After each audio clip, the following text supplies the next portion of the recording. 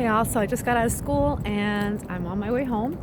And I'm going to do a kind of walk and talk on my way home because I just wanted to discuss how my strategy for getting paid more is changing this year.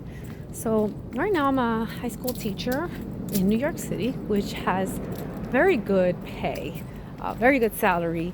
I've been in the New York City school system for about, oh gosh, since I'll say 2017.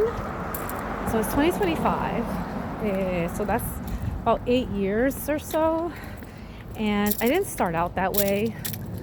I first became a teacher when I was 32, and I needed to do a career change because I was working way too many hours at my corporate job, which was finance in the fashion industry. I worked for two companies. I worked for Calvin Klein and I worked for Tommy Hilfiger. It was a long day, like 10-hour day, very stressful. It's a very, go get them, throw people under the bus. Sorry for the noise. It's not that much of that actually, but of course today. A lot of throw people under the bus type of things, and just climbing over other people to get on top, and that was the mindset. So it was just a lot of work, a lot of hours, a lot of stress, and I wasn't really raising my daughter Sophia. I actually dropped her off at school at 7:15, 7:30 in the morning, and I wouldn't pick her up until almost 6 o'clock at night, and that was me running to go get her. Then we'd come home. I got her dinner, did her homework, usually she had her homework done because she was in the after-school program. Dinner, and then we'd watch a couple of shows. We'd play. I'd give her a bath, or she'd take her bath or her shower, and then I'd read to her, and she went to bed. And so I was only spending a couple of hours a day with her, and on top of that, I only had her 3.5 days out of the week because I split her with her father during the week. And so I wasn't spending any time with her. I was felt like I wasn't raising her, I had her and I wasn't even raising her. So plus I was just miserable. I was miserable at work. I wasn't making enough money, and the environment was pretty toxic in general. Although I had a very good friend who I'm still friends with. Her name is Jude. But other than that, it was pretty rough. So I decided I needed to get out, and while I was at the job at Tommy Hilfiger, I went and I took all the exams to become a teacher, and I filled out the paperwork. But the problem is that unless you have a teacher certification, you can't work in the public school system. But I could work in the Catholic school system because that's allowed. You don't need to be certified or have a degree in education in order to work in Catholic school, which I found very interesting because people have to pay for Catholic school. But anyway, I just took that opportunity. I went up to a school here in Queens, Christ the King, which I love that school. It was my it saved me. It really took me out of a situation that I was in that I needed to get out of. They were very good to me. They took a chance on me, and I did my best to not let them down. I taught Algebra 1, and I taught Geometry, and I taught Spanish, all 3 levels of Spanish, or 3 levels of Spanish. It was a good experience. I mean, the best part, the first year, I couldn't believe it. I didn't have to get to work until 8. I still dropped off Sophia at 7:30 in the morning, but I finished school at 2:20. The end of my day was at 2:20. The sun was still shining at the end of the day. I could just finish my work, wrap up my things, and within 5 minutes, go and be at Sophia's school and pick her up after school. And it was the most beautiful thing in the world. So I could pick up my daughter after school. She didn't have to stay in an after school program at all. And we'd go home, we did the homework together, we played, we watched shows, we did activities. We went to the park. I could spend more time with her. I could spend more energy with her because I wasn't stressed every moment of the day thinking about what I had to do the next day. And I used to cry on Sundays. I used to cry every Sunday afternoon because I had to go to work on Monday when I was working in corporate finance. And I stopped crying. I didn't have to cry anymore. And I think I have to go through my experience of how I got out of that work environment, because I had actually repeated a difficult situation twice in working in finance in the fashion industry. I'm going to change my hands, but I know the sun is coming from that way, so it might be difficult. But I became a teacher at Christ the King, and I worked there for seven years, and I was very happy there. I made good friends, and there was quality of life there. The teacher was respected by the other professional, the administration, and there was a strong union, and I realized the power and the safety of the union. And I really, really appreciate unions now. When you work in corporate, it's like you're employed at will, and so they could terminate you whenever, and the HR is there to protect the company, not necessarily you. Whereas the roles are kind of reversed. At least at Christ the King was, and depending on the school and the DOE, it is that way as well. For example, I'm in a school right now where the union is quite strong. So we are very well protected. It's a very good quality of life. So I was at Christ the King for 7 years. And the downside of working there, though, was that there was no pay. I made like $36,000 a year, which was nothing. I did get child support for Sophia, which is what helped me survive and afford to live in an apartment that was decent.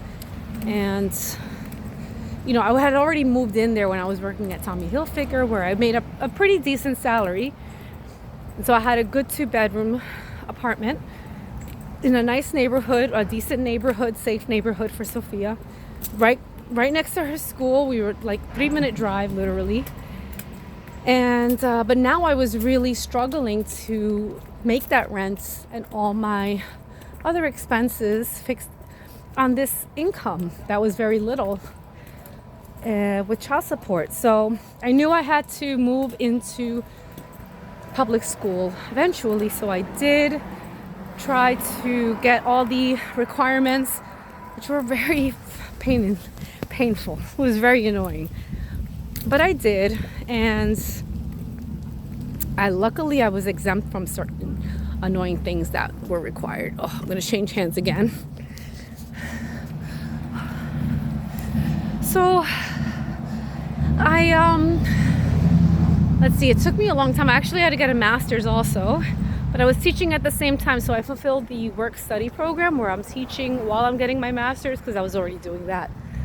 So I jumped to professional certificate after I got my master's in TESOL, which is teaching English to speakers of other languages. And I got that at Boricua College here in New York. And that is a very cheap master's. It cost me about $11,000. And a master's is a master's no matter how much you paid for it. So I got a master's and it fulfilled the requirement. And I got my professional certification.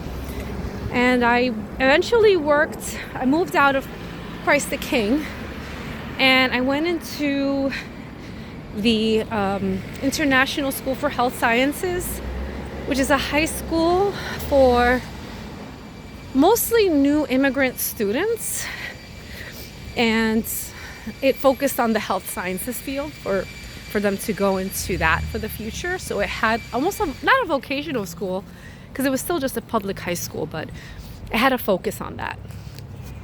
And I was there for a year and it was fine. It was nice. Very interesting experience, which I can go into as well. Then from there, I went to this middle school called Briarwood, which I did not enjoy at all. It was a good school in Briarwood. It was a middle school. I was teaching 8th grade.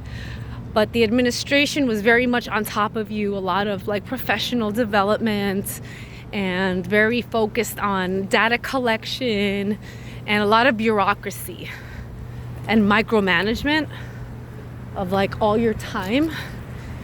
And I realized that different schools have different ways of going about the requirements that they have to fulfill.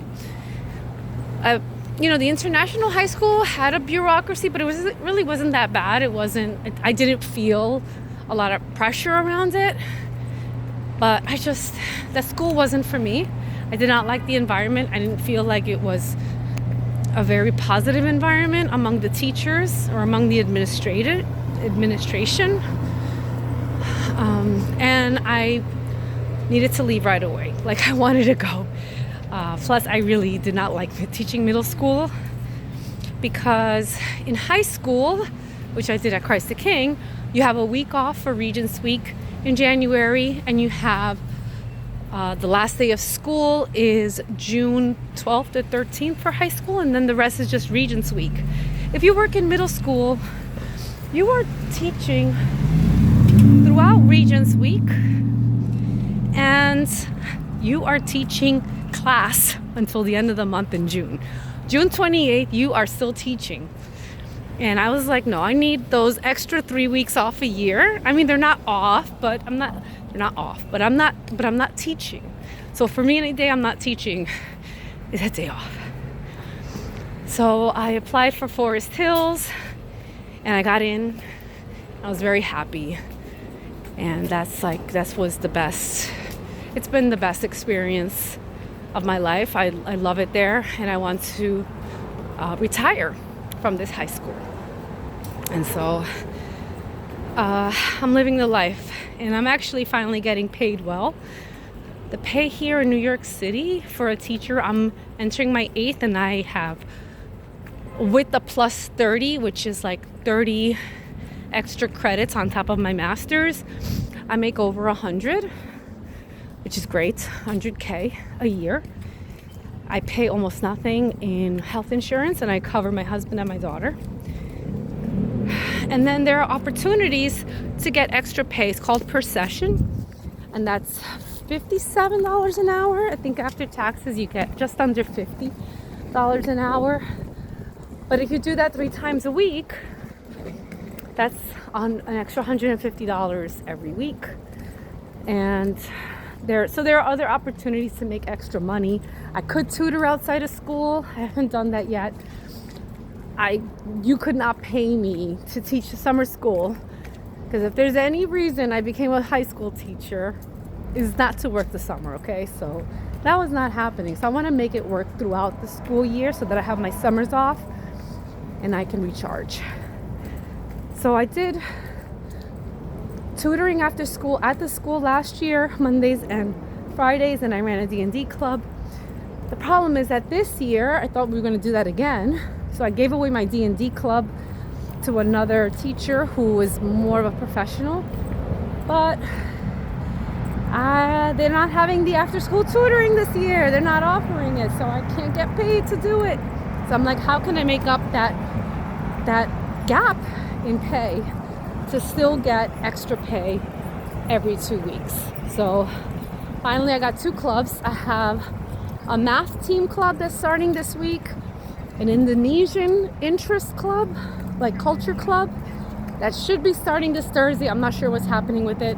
And then 1 or 2 Fridays a month, I do SAT prep club. So hopefully that'll bring in some extra income. And I have this YouTube channel that's for my daughter Sophia, but I'm making it like a variety of things. I want to also capture not just my own personal diary, which I'm sharing with you right now, but also like what's happening in New York City during this time of 2025. So I did do some driving videos. So we were driving throughout Brooklyn, throughout Manhattan, and I realized that sometimes that's a very relaxing thing, and I wanted to kind of dabble into like showing people just the driving within New York City, and it's just something in the background to watch. I found myself looking at old videos of, New York City views of people walking or walking videos, and maybe that'll go somewhere. But if anything, I'll capture a part of history, right? Because you don't realize when you're looking at these old videos that at the time nothing seemed weird to you, but then in the future you're looking at the video, I'm like, oh my goodness, I can't believe cars used to look like that, or lights used to look this way or operate in this fashion. So I think it'd be cool to kind of capture some current moments in the city, as well as going through neighborhoods and looking at stores and all the things that I've been doing so far. It's just part of the whole culture of my life right now. So yeah, I'm gonna stop there, and I'll talk to you tomorrow. Bye.